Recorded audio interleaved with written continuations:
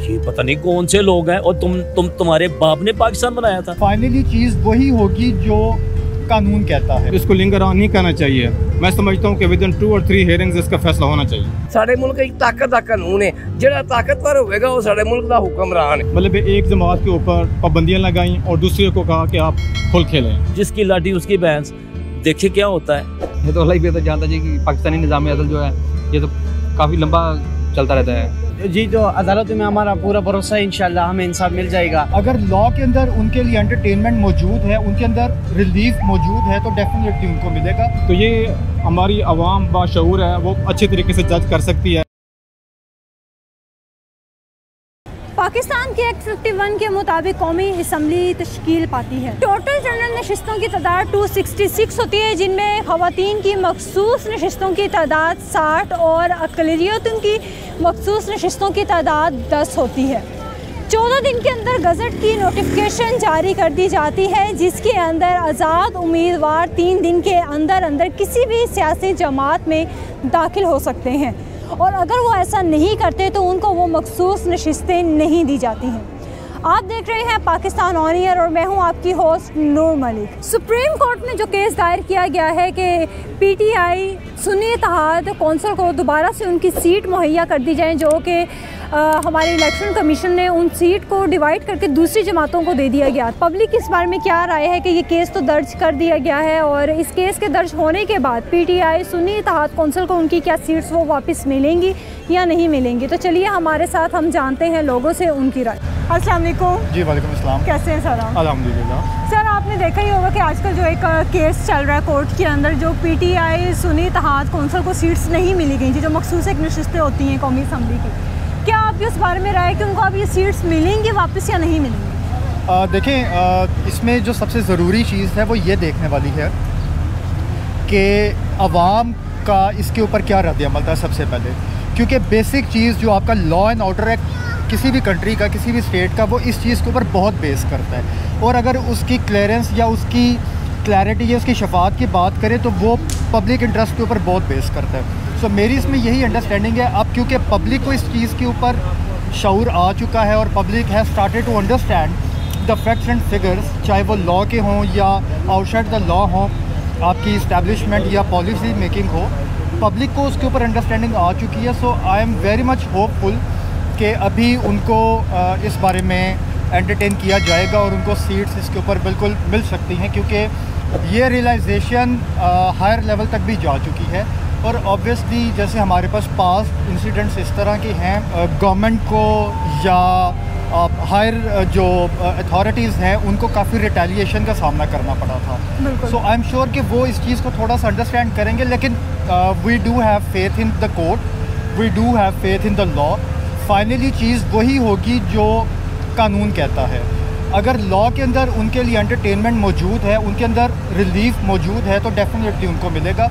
कोई भी चीज़ कोर्ट या इस्टेब्लिशमेंट या government outside the premises of law decide नहीं कर सकती, ना ही वो करेंगे। सो होपफुली अगर वो कानूनी उनका इस पर रिलीफ बनता हुआ तो ज़रूर। पहले तो अनफॉर्चुनेट है कि इलेक्शन का मतलब फेयर एंड फ्री होता है कि सबको इक्वल राइट्स दिए जाएँ। ये हमारा आइनी और कानूनी हक़ है। तो फेयर और फ्री इलेक्शन, किसी किस्म का आपके ऊपर प्रेशर ना हो, नज़र है कि फ़ेयर एंड फ्री इलेक्शन आप करवा रहे हैं। पहली बात यह है कि ये जो इलेक्शन कमीशन ये बाइस था, मुतअस्सिब था, इसने शुरू से ही मतलब एक जमात के ऊपर पाबंदियाँ लगाईं और दूसरे को कहा कि आप खुल खेलें। तो ये हमारी आवाम बाशऊर है, वो अच्छे तरीके से जज कर सकती है कि किस तरीके से हमें जो सिटीज़न्स को या वोटर्स को मौक़े दिए जा रहे हैं। जब इन्होंने देखा कि एक जमात पॉपुलर है और वो जीत सकती है, तो उन्होंने ऐसे हथकंडे इस्तेमाल किए कि वो अपनी सीट्स जो हैं वो जीत ना सकें। पहले तो उनसे वो उन्होंने निशान छीना, उसके बाद उन्होंने कहा कि ये जब मखसूस नशिस्तों की बात आई तो उन्होंने कहा कि नहीं जी, कि सुन्नी इत्तेहाद कौंसिल ने क्योंकि इलेक्शन कंटेस्ट नहीं किया था तो इसलिए उनको ये सीट्स नहीं मिल सकती हैं। दरअसल ये जो जीती हुई सीट्स हैं, ये जो उनका कोटे के मुताबिक जो भी सीट्स जीत के आई उसको मिलनी चाहिए। मसलन फॉर एग्ज़ाम्पल पीटीआई ने एक मुतनासिब वो वोट्स लिए हैं तो उनको मखसूस नशिस्तें मिलनी चाहिए। अब इन्होंने अगर वो उस वक्त इलेक्शन कमीशन ने इनसे जो निशान था वो छीन लिया, चले हम मान लेते हैं, लेकिन अब उनका क्या राइट है कि दूसरी जमातें उसको लेके बैठ जाएं? ठीक है, ये अखलाकी तौर पर भी इन्हें देने चाहिए थी PTI को। सुन्नी इत्तेहाद कौंसल ये तो नहीं भागे, रो तो ये रहे हैं, इंसाफ तो ये नहीं दे रहे। सुन्नी इत्तेहाद कौंसल की सीट्स जो हैं, क्योंकि वो PTS में जम हो चुकी है, तो सुन्नी इत्तेहाद कौंसल को सीट्स मिलनी चाहिए जो डायरेक्टली या इनडायरेक्टली PTI के हैं। और जो इलेक्शन कमीशन में केस चल रहा है, और इन द लॉन्ग रन मैं समझता हूँ कि इनको मिल जाएंगी और मिलनी चाहिए। सर, अगर इनको सीट्स मिलती भी, इनके हक में फैसला होता, तो आपका क्या ख्याल है कि कितने अरसे में ये फैसला होगा? फैसला तो बहुत जल्द होना चाहिए। जो आपके इंसाफ है वो दहलीज तक मिलने चाहिए। Justice delayed, justice denied. ठीक है, अब ये नॉट एंड शल केस है, इसको लिंगर ऑन नहीं करना चाहिए। मैं समझता हूँ कि विद इन 2 और 3 हेयरिंग्स इसका फैसला होना चाहिए। मुझे तो लगता है बहुत मुश्किल है। आपको ऐसा क्यों लग रहा है? वैसे लग रहा है जो हालात हैं, हालात की तरफ से देखकर लगता है कि नहीं मिलेगा। तो अगर उनका केस जो अभी ये चल रहा है, आपको क्या लग रहा है कि कितना टाइम पीरियड लेगा ये केस?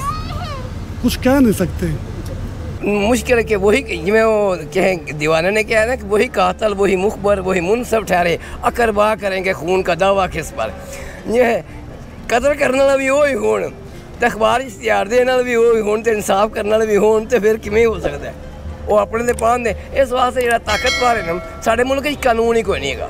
साढ़े मुल्क ताकत का कानून है, जो ताकतवर होगा वो साढ़े मुल्क का हुक्मरान है, वो साड़ा वो गल मनी जाती है। इंज क्यों है? तुहानू क्यों लगता है कि इंज है? साफ पता लगता पे एक छोटे दफ्तर तो लैके बड़े दफ्तर तक यही पता लगता पे। इस तरह एक वाकया गुजरिया सी मेरे नाल। मैं अपनी अखी वेखिया सी कि 2 कैंडिडेट खड़े हैं। एक कैंडिडेट दे नाल पब्लिक जी चलती सी, आवाम उहदे नाल चलदी मीटिंग वगैरह करते हैं। दूजे दे नाल कोई बंदा नहीं चलने वास्ते तैयार। उन्हें कहा कामयाब तो मैं होना है, लेकिन मेरा बंदा को नहीं टुरदा।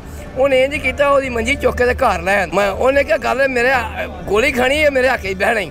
उन्हें कहा जनाब, क्योंकि ताकतवर सी, इस वास्ते उन्हें आख्या बला मुकाबला जित गया। वो जो पब्लिक कहे कि तू मीटिंग नहीं करता, आंदा मैं ख्वाब वेख्या बंदा हो ही सही। तो एक मैं होर भी गल कर देना, बाद लोग ये कहते हैं कि जी भी अल्लाह का हुक्म है जी, जिमें कुरान ही चाहता है या नबी ने किया है। हालांकि जी गल पैगंबर ने नहीं की, अगर कोई वो तरफ मनसूब करेगा तो अपना ठिकाना जहन्नम में बनाए। एक कोई नहीं होंदा।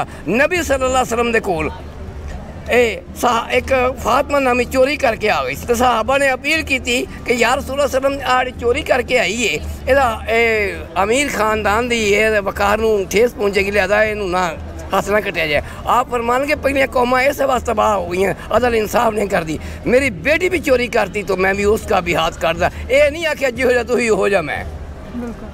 इस वास्ते एक किधरे नहीं होता। यूरोप कंट्री की तरक्की याफ्ता लोग क्यों ने? इस वास्ते उन्होंने मुल्कों के अंदर कानून है। कानून की उन्होंने को अवाम वली अल्लाह नहीं ना, वो हुक्मरान जड़े नबी ने कि नबी मसू है। इसे कहें जी हो जी अवाम हो जा हुक्मरान। मैं पूछना क्या उतों की अवाम जी वली अल्लाह तो हुक्मरान नबी ने नहीं, सिर्फ कानून है और उतों की मखलूक जी खुशहाल है। नहीं, ये इस तरह नहीं करना चाहिए। जिसका हक है उसी को मिलना चाहिए और बाकी जमातों को ये नहीं मिलनी चाहिए। और पाकिस्तानी अवाम की नुमाइंदगी उन्हीं के पास रहनी चाहिए जिसको पाकिस्तानी अवाम ने वोट दिया है। तो अब आपको क्या लगता है कि ये केस कितना अर्सा चलेगा या फिर जल्दी ख़त्म हो जाएगा? ये तो अल्लाह ही बेहतर जानता है कि पाकिस्तानी निज़ाम अदल जो है ये तो काफ़ी लंबा चलता रहता है। ये केस अभी तो इमरान खान का चल रहा है, जब तक वो नहीं ख़त्म होगा अगले केस तो चलते ही रहेंगे जब तक वो ख़त्म होगा। उम्मीद है आपको कि कितना टाइम लगेगा इस केस का फैसला? टाइम ये तो है कि 2-3 माह तक 4 माह तक इस केस के हल निकल जाना चाहिए, क्योंकि जब तक ये केस के हल नहीं निकलेंगे मुल्क के माशरात ठीक नहीं होंगे। ये आपस में ही लड़ते रहेंगे तो हमारे मुल्क के माशरात में बहुत ज़्यादा फ़र्क आएगा। बाकी अल्लाह ताला से उम्मीद है कि अल्लाह ताला हमारे मुल्क पे अपना रहम करे। जी नाज़रीन, आपने लोगों की राय सुनी। मोस्टली लोगों की राय यही थी कि PTI को सुन्नी इत्तेहाद कौंसिल को उनकी सीट वापस कर देनी चाहिए। ये केस कब तक चलेगा मुझे नहीं पता, क्योंकि हमारे पाकिस्तान में जब भी कोई केस चलता है तो उसको बहुत सी तरीक़ों के अंदर मुलतवी कर दिया जाता है। जैसा कि इमरान खान के पहले जितने भी केस चले और वो 1 साल से अभी तक केस चल ही रहे हैं, पर उनका रिज़ल्ट आखिरकार कोई नहीं आया है। आपकी इस बारे में क्या राय, आप हमें कमेंट सेक्शन में ज़रूर बता सकते हैं। इसी के साथ अपनी होस्ट नूर मलिक को इजाज़त दीजिए, मिलेंगे एक न्यू वीडियो के साथ। तब तक के लिए अपना ख्याल रखें और हमें दुआ में याद रखें। जी, तो अदालत में हमारा पूरा भरोसा है, इंशाल्लाह हमें इंसाफ मिल जाएगा। जी, जितना भी ये इलेक्शन जो हो चुका है, इसमें जो फॉर्म 47 को जो लोग जीत गया है, तो इंशाल्लाह हमें उसको जो सीट है उसको छीनना है। लगता है कि अगर ये केस अब चल रहा है तो कितने अरसे में इसका रिजल्ट आने वाला है? कितना अरसा लगेगा पीटीआई सुन्नी इत्तेहाद कौंसिल को अपने हक के लिए लड़ते हो? कितना टाइम पीरियड उनका लग सकता है? इसमें तो टाइम अदालतों को हम उसको डिफेंड करते हैं, जिसमें कम से कम इंशाल्लाह मेरा ख्याल में 6 महीना 1.5 महीना इसमें और भी लग जाता है जी। और बहरहाल सुन्नी इत्तेहाद जो है वो पूरा कोशिश करते, अपना काम वो देते हैं। खान साहब कह रहे घबराना नहीं है, तो वो नहीं घबराते, अपना काम देते हैं सर अंजाम। तो इंशाल्लाह हमें पूरा भरोसा है। जिस तरह मैं पहले भी मैं कह चुका हूँ कि वो साइफर का जो केस था वो भी हमें उसमें इंसाफ मिल गया, इसमें भी हमें इंसाफ मिल जाएगा इंशाल्लाह। हम इमरान खान के साथ खड़े इंशाल्लाह खड़े रहेंगे। देखा जी, ये पाकिस्तान में कुछ भी हो सकता है, यहाँ पे कोई भी चीज़ बैलेंस नहीं है, अनबैलेंस है। इनमें तो इसमें तो ये हाल है, या सुप्रीम कोर्ट हो या हाई कोर्ट हो या छोटी कोर्ट्स हो, इनके कोई नेमो बदल नहीं है। दुनिया में ये 164 165-60 पे आते हैं, 200 मुल्क हैं, तो इनका क्या इनकी बात में वज़न होगा या इनकी बात फैसले में कोई इनकी थ्रिल होगी? तो यहाँ पे पाकिस्तान में कुछ भी हो सकता है। देखे ना, वो उठ के उन्होंने जो सीटें थी पहले नून लीग में, पीपल पार्टी में और दूसरी जमातों को दी है, तब कहाँ खड़े थे? ये हमारा निज़ाम कहाँ खड़ा था? या ये बड़े जो लोग इस निज़ाम को बनाते हैं या चलाते हैं या करने वाले हैं, उनको नहीं पता था कि ये किसकी नशिस्तें बनती हैं, क्यों बनती हैं? पहले ही इसको तुम डिस्प्यूट किया हुआ तो इसको करो, इसको देखो, पहले से देखो। और अब जब उन्होंने इस पर अर्न किया है या ऑन किया है, तो फिर इसके अंदर यही है कि भाई जिसकी लाठी उसकी भैंस, देखे क्या होता है। लेकिन ये है कि ये सीटें जो हैं वैसे माफ़ी के साथ पीटीआई की तो बनती नहीं है। पीटीआई वाले तो वो उसका जो बड़ा साहब है वो तो कहता था जी मैं 1 करोड़ नौकरियाँ 50 लाख घर दूंगा। फिर वो जब मैं कहता हूँ मैं 135 रुपये का घी लाता था और इस बंदे ने 650 का बेचा। ये वो पीटीआई जो अपने नशिस्तें मांग रही है, बेड़ा गर्क कर दिया पूरे मुल्क का 3 साल 8 महीने में। ये कौन से न्याजी साहब हैं? ये हैं कौन? और अब फिर भी अगर ये ले लेंगे ये सीटें, तो ये पाकिस्तान का करेंगे क्या? इनके पास है क्या? ये तो जी मेरे पास फ़लाँ टीम है और मेरे पास फ़लाँ मैनेज करने वाली चीज़ें हैं, तो मैं ये कर दूंगा, मैं वो कर दूंगा। ये बंदा जब वज़ीर-ए-आज़म पाकिस्तान नहीं बना था, मैं पीटीआई के हवाले से बात करूँ, अब लंबी बात होगी वापस। ये बंदा पाकिस्तान के अंदर 26 करोड़ अवाम है, और जब ये एक दफ़ा समा टीवी पे ये नाश्ता करते दिखाया था और इसकी टेबल पे उस वक्त 20,000 रुपये का नाश्ता पड़ा हुआ था, जबकि यहाँ पे पाकिस्तान में 18 से 17 करोड़ बंदा नाश्ता ही नहीं करता। इसको तब भी शर्म नहीं आई थी। अब इसने पाकिस्तान का वज़ीर-ए-आज़म बनना था और ये इसको नशिस्तें दे भी दे। आप वो देखो ना, अली अमीन गंडापुर क्या कर रहा है? ये पता नहीं कौन से लोग हैं। और तुम्हारे बाप ने पाकिस्तान बनाया था, और तुमने अगर तुम ये सीटें लेनी है तो तुम एक बेस्ट वे खेलो, और तुम सुन्नी इत्तेहाद में कभी चले जाते हो, कभी तुम वो कुर्सी लेके तुम निशान पे जीते हो। तो फिर अपनी गलतियों से इन्होंने क्यों नहीं कराया पार्टी का इलेक्शन जो कराते हैं? निशान तो तब छीना गया था इनसे। ये तो सारे फ्रॉडी इकट्ठे हुए हैं। मैं तो साफ कहूँगा 1947 से बाद से लेके अब तक, अब वो उमर अयूब जो है बड़ा बाबा बनता है, उसके दादे ने क्या किया हुआ है पाकिस्तान के साथ?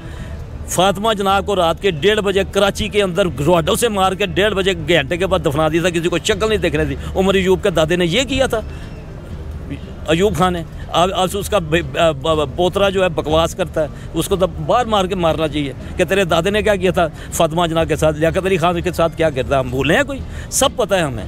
और तुम सीटें मांगते फिरते उस पाकिस्तान की, हैं जी? जबकि कायदे-ए-आज़म ने कहा था कि ये जो बंदा है ना अयूब खान, ये ऐसा बंदा लालची है कि ये इसको सिर्फ हबस है इक़्तिदार में आने की, और इसको यहाँ से डिसमिस करके ना बांग्लादेश भेजो, और 2-3 साल ये बैरिक में रहे।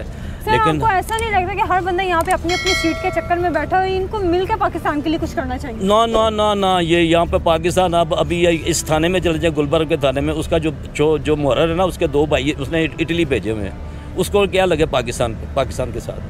ये बड़ी अजीब सी बातें हैं। आपको मैं बताऊं, इसको ये टिड्डी दाल है, इसके अंदर सब कुछ ये शिकारगाह है। और मैं वैसे भी आपको बताऊं, इंडिया, पाकिस्तान, बांग्लादेश, काठमांडू, श्रीलंका और बर्मा 2 अरब 90 करोड़ बंदा बनता है। पिछले हज़ारों साल से इसको मारा जाता है और इनकी वजह से सारी दुनिया आबाद होती है।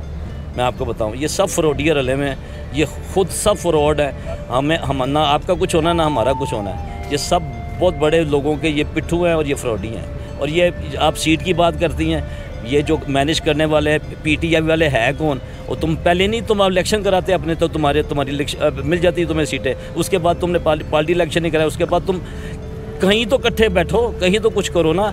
तो आज तुम आगे बनने के लिए सुनीता हाथ में, पता नहीं अभी इन्होंने कितने रूप चेंज करने।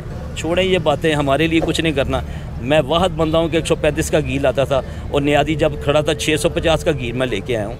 इसने ये किया, लोगों को तलाक़ें करवा दी हैं।